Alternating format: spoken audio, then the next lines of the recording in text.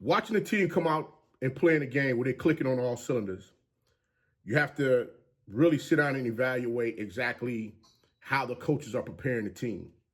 This late in the season, a lot of times you see some slippage from teams where they begin to think that they got it in the bag. You know, hey, they can't be defeated. They won't be denied. The only way that happens is if that team continues to prepare themselves week in and week out in the same manner that they did in the very beginning, meaning the summertime, to get to this point where they are now. A slip at any time in this game can cost the team a loss, and it can very well cost them an opportunity playing for the SWAC championship. Well, this was Jack State homecoming. And you know when people come into your city and they play you for your homecoming, they're looking to upset you. It don't matter what the heck your record is. They want to find a way to knock you off so that they got bragging rights to say, we beat that team on their homecoming. In this instance, it didn't happen for the University of Arkansas Pine Bluff. But we're going to talk about what did happen right after this.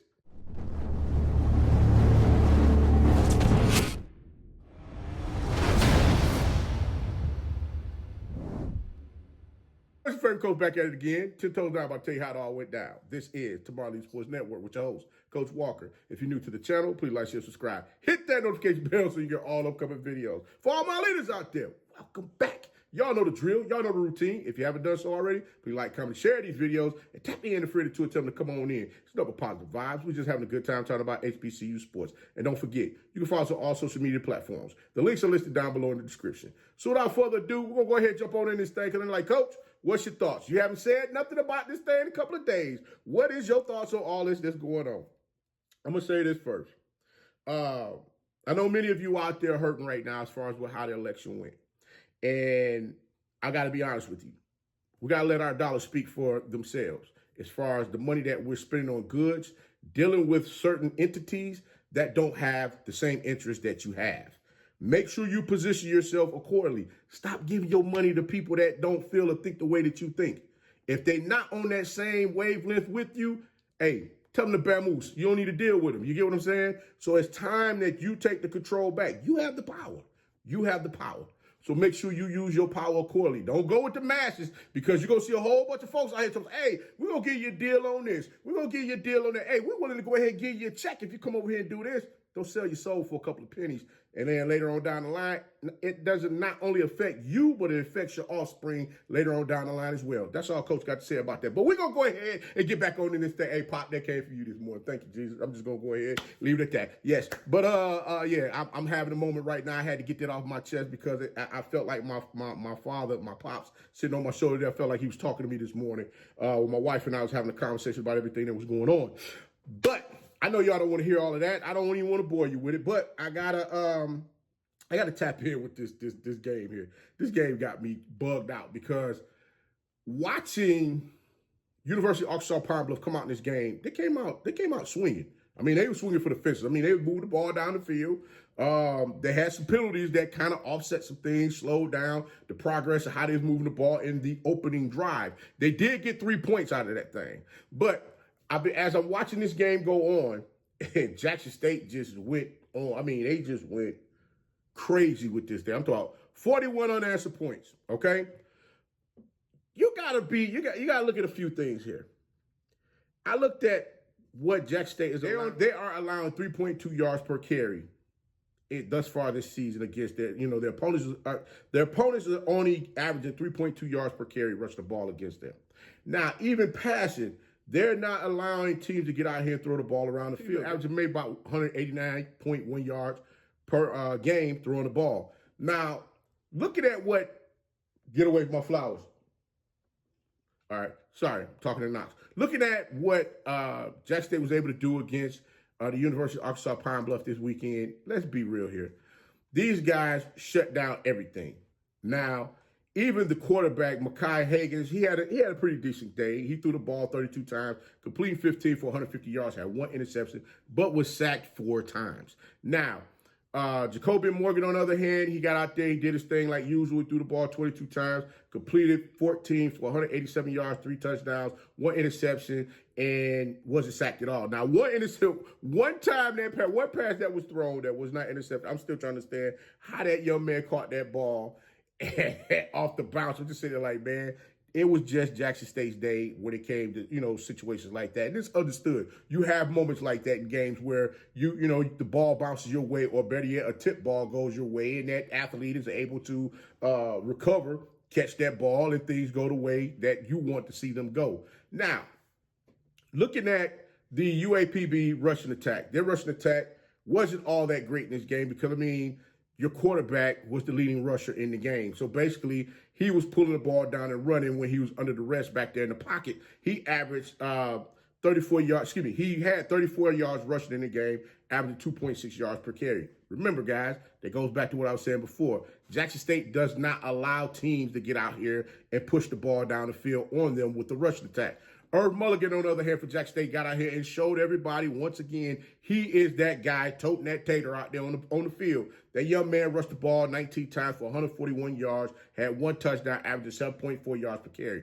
Even Mr. Terrell got out there and showed us once again, if you put that ball in his hands, he gonna get out there and make magic with that thing. That young man rushed the ball 8 times for 50 yards, averaging 6.3 yards per carry. Jackson State receivers got out there and showed us once again that they're more than capable of lining up individuals out there in the field that can ball. Their receiver room is deep. He had Janalen Dupree. He caught 3 passes for 57 yards, 2 touchdowns. Marvin Landy had 3 passes for 55 yards, 1 touchdown. So Jackson State is finding Jackson State has the athletes to get out there and compete against anybody that you line them up against. Now, funny thing is, I got to talk about it. I keep seeing this thing. I shared something with everyone this morning that I want to read to you on X.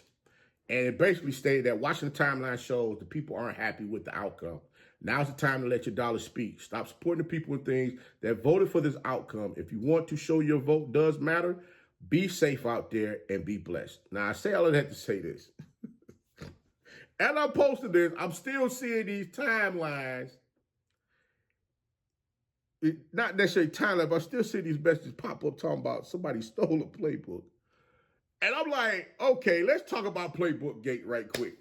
Now, we've seen or heard multiple times here where playbooks were taken or stolen and teams got out there and got their draws snatched off.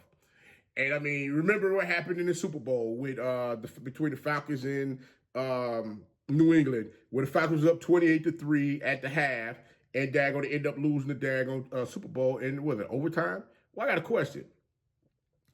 Did New England really have their playbook to study it to allow them to go up 28-3 and then come back and win the game in overtime? Or was it the coaches made the necessary adjustments in the game to shut down some of the crap that the Atlanta Falcons were doing that helped them lose the game? Or better yet, let's go another step further. Did the offensive coordinator at that time for the Atlanta Falcons, did his draws get a little too tight where he got to singing soprano and the bass in his voice the bass in his voice escaped his body? He could no longer say it with his chest. I'm just trying to understand exactly what's going on here, because I'm like, wait a minute. If you're going to tell me somebody stole a team's playbook and they got their ass whooped 41-3 and they couldn't move the ball down the field, I'm like, come on, man, let's be real here. If the coach was not capable of making adjustments as far as what needed to be done out there on the field for the team to possibly move the ball down the field, come on, man. Matter of fact, I got another one for you. If that sad coach was not able to at least flip the formation, like say for instance, you go, you run a 13 personnel and you got everything in its strong right. We won't flip that strong left and do something different. Hell, we saw Willie Simmons do that in the freaking Celebration Bowl last year against Howard University, which allowed Musa to throw that touchdown pass for them to get the lead in the game. There are adjustments that we can make out here, guys, for us to get things going. And I'm just like, wait a minute. They stole your playbook. You ain't been really winning this season. And that's going to help you how? That's going to help them how? I say help them how. I'm like, help you how? Help them how? I'm like, listen, guys. I'm sorry, I can't help but to laugh at this. I need a good laugh right now. I need a good laugh. I'm just saying, Coach D look good. He need a good laugh right now. But guys, cut it out. Cut it out. I'm glad to see that, the teams are getting out here, they're balling out no matter which they are. Everybody across the conference is doing what they can. I get it. I understand what's going on. Let me tell you a quick story. When I'm out there coaching on the sideline, one thing I look for is tendencies. You hear me say this all the time. There's offensive coordinators out there that can tip their hand as far as what they're looking to run. Matter of fact, if you watch your players, if you're really watching film and you watch your players on the film, you can watch said athletes based on how they move. They're telling you where the play is going. Hey, if a coach is really paying attention, they watching film, they ain't got to steal your damn playbook. Are you kidding me? Are you kidding me? Man, look. All right, enough with that. Man, oh man, I know the Jack State folks is pissed right now with that one, boy, but okay. They got Mississippi Valley State this weekend, and y'all know daggone well, Valley is coming into this thing looking to get that work. They looking to do some damage. They always play. They come out. They fight hard every game that they play in. They're not just gonna lay down and just let you have it. They lost the game last week to Prairie View A&M 17-16. Got to give these guys credit because for one, they're scoring a hell of a lot more points this season than what they were doing last year. But they still got a couple of pieces here and there that they're missing as far as with getting things together. I'm not gonna poo-poo on none of the players. I mean, like I said, they're getting out there playing as hard as they can to try to get themselves a position to possibly win games. Have they been in games to win? Absolutely. Like I said, they lost the last game by a point. What's that? University of Arkansas Pine Bluff, who Jack State just played, they lost to them by 14. Bethune-Cookman 10. I mean, the Alabama State game was a blowout. Alcorn was a blowout. Okay, we get all of that. But the point I'm getting at is that these young men are coming out there fighting every time that they suit up to come out there on the field. Now, the one thing I'm worried about is when you catch a team like this that is hungry. These guys are still hungry. They ain't trying to lay down and just give you the game now. I mean, these guys are still hungry. I mean, they're coming after this thing, trying to make it happen.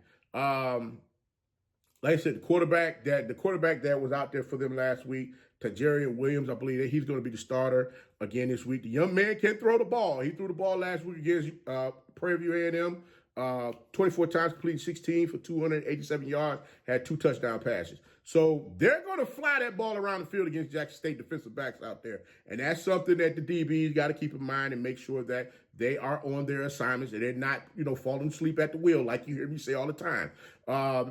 Definitely, Jackson State's going to have to show a couple of different looks back there. Maybe go single safety or 2 safety high, or run the shell where you end up dropping a third safety back when Mississippi Valley State decided they want to throw the ball. Jacoby Thomas, he's definitely looking to get out there and run the ball in this game. He led the team last week in rushing. He had 63 yards on 6 carries, averaging 10.5 yards per carry. This young man is not going to go down on the first hit. He's looking to deliver blows and continue to keep chucking that ball down the field. Excuse me, not chucking, but toting that rock down the field. So that's something else to keep in mind. Nathan Rimbert. That young man, oh my God, he went unconscious last week. He had 7 receptions for 163 yards, 1 touchdown. Guys, between him and Jackson Davis and Cameron Nelson, y'all gonna make sure y'all keep those 3 intact as far as what's going on, not allowing them to get the extra yards after catch. Give them credit. Tajarian Williams last week was able to catch PV sleeping at the wheel where he was able to complete a 76-yard touchdown pass to Nathan Rimbert, allowing them to get on the board. So don't think that Mississippi Valley State doesn't have the necessary tools for them to get out there and do the things that they need to do to compete. Now, if they're able to string some stuff together that will allow them to slow Jackson State rushing attack down, as well as the receiving core, I believe there's going to be, from my understanding, the report that just came out, it might be 2 more receivers for Jackson State that may be out this week, may be out for the season. So we're going to see how that's going to go as well as far as their receiving core. We're going to have to see how everything turns out within this game. Again, Jackson State got to take games week by week, 1-0 each week. I'm going to adopt Coach Berry's theory, going 1-0 each week. That's something that Jackson State is going to have to do to make sure that they stay on pace to complete the task as far as with being able to play in that SWAC championship game at the end of the season against possibly Southern University. If they win this week, they'll lock it up. They'll go ahead and clinch. So we're going to see exactly how everything goes. But guys, Coach going to go ahead and get up on out this thing. Leave your score predictions down below. Let me know who you think is going to win this game. But until next time, be the one and lead.